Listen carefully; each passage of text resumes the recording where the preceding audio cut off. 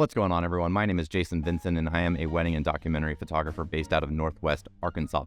And today we're going to be talking about part 3 of a 3-part series where I walk through a set of images from a bridal session and explain everything that went into making them. The 3 parts are bride prep, portraits, and this last part we'll be talking through a creative after dark portrait.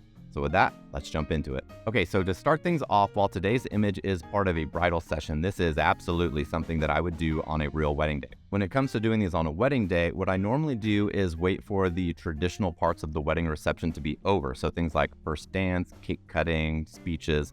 Once party dancing starts, what I'll do is simply leave and kind of wander around and try and find an idea, or I'll try and find a location that works for an idea that I might already have in mind. Once I have a spot, I get everything set up as much as I possibly can, and then I go back to the reception and let the couple know I'm ready whenever they are. Sometimes they're ready right that second, other times it takes a few songs.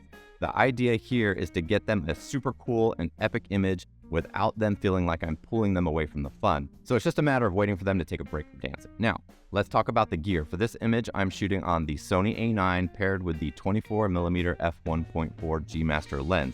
For lighting, I'm using 2 Stella Pro Reflex S's on top of C8 auto stands from Cheetah Stand. The reason I love using the Reflex S is that it is a constant light that also acts as a flash with digital burst. This is really important for this image because we're actually going to be using one light in constant mode and the second light is going to be in burst mode. The idea here is to use a slow shutter speed in order to get some blurry motion through the frame, but I still want to see the bride's face, so I don't want that to be blurry.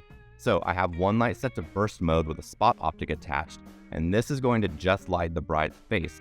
Because the light is in burst mode, the quick pop of light freezes the bride's face, even though she might be moving or the camera might be moving. The second Reflex S is going to be set to constant mode with a medium optic attached. This optic allows me to get enough spread of light in order to cover the dress, but I still have enough control in order to not get light on the floor, walls, or have any light spill onto the bride's face. And because I'm in constant mode, my camera sensor will gather this light for as long as the shutter is open. So to recap, one light is a quick pop that freezes her face.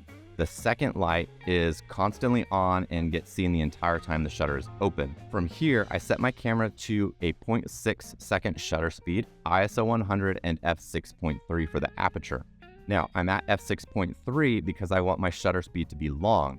And even in this dark of a room with this long of a shutter speed, I need f6.3 to fully remove the ambient light. I then set the power of my lights to match my camera setting.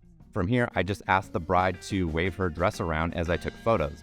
This waving motion paired with the constant light shows a blur through the frame, but the pop of light from the Reflex S set to burst mode freezes her face. So that's that. Let me know what you think in the comments, and if you enjoyed this video, make sure to give it a like. If you missed the first 2 parts of this series, make sure to go give those a watch. In part 1, I walked through how I photographed the getting ready part of this day, and in part 2, I walked through some of my favorite images I captured during the portrait session. Lastly, make sure to hit that subscribe button, and I'd love for you to follow me over on Instagram. And until the next one, I'm out of here.